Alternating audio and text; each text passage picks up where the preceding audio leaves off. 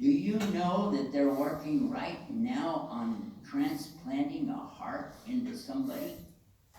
And I said, what? And that was the early days of that. We know about heart transplants today, but that was a big thing. He said, so if I have the ability, I can just pay for another heart when mine gives out. He said eventually they'll do the same thing for the lungs and the brains and the eyes and everything. And I'll be able to just keep on living and keep on living. Then I asked him a question. I said, where are you going to get all the spare parts? He said, from dead people. I said, so why do they die and you don't? He said, well, because I have the money and the intellect, and I can, I'll just keep going. By the way, he died. Nobody is going to live forever. And that is one of the things that we should be thinking about every day, isn't it? Isn't it? Somebody might live to be 80 years old, maybe. Oh, well, anyway. Other people might not live to be 9 years old. Do you know that? Can somebody die when they're maybe 1 year old? Yeah. What happens, say, to a 1-year-old who dies? Maybe they're not a Muslim family. Where do they go? What does that?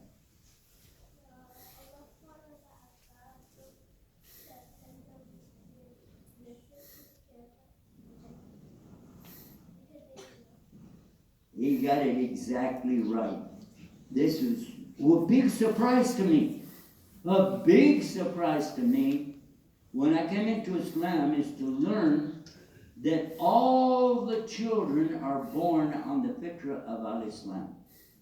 And regardless of the religion of the parents, if a child dies, they go straight to paradise. And Ibrahim, is it right? Ibrahim is the one taking care of them? MashaAllah. And the child is saying to Allah, let my parents be with me. Let my parents be with me. Let my parents be with me. When I became a chaplain in the federal prison system, I used that a lot of times.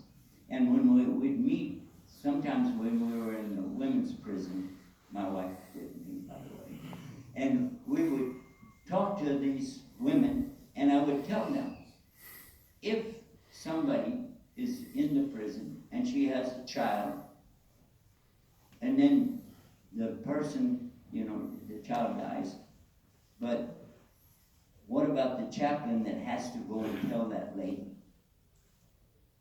A lot of the priests that were there, they didn't like to do that. I said, I'll do it. I'll go to him. He said, well, you're not Catholic. I said, well, it doesn't matter. Because you can imagine the grief that a woman feels. She can't even be with her child, and the child dies. But then you can give her the good news. Your child is not really dead.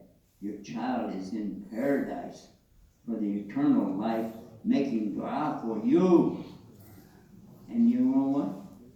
We saw many women coming to Islam on this and other topics as well. But the beauty of Islam is all around us always. We just don't realize it.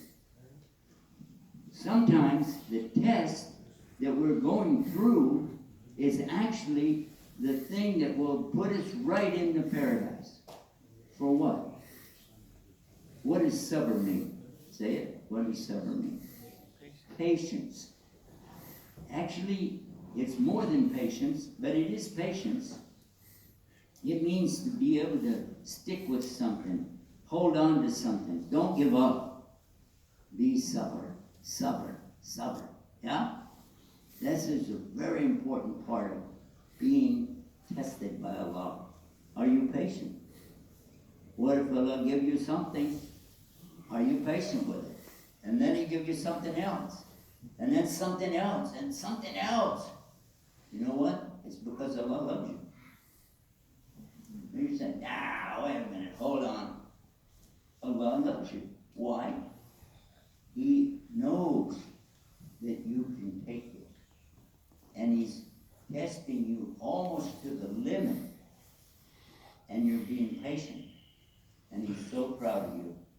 So proud. And then when He gives the ease, فَإِنَّ مَعَ الْعُسْرِ يُسْرًا,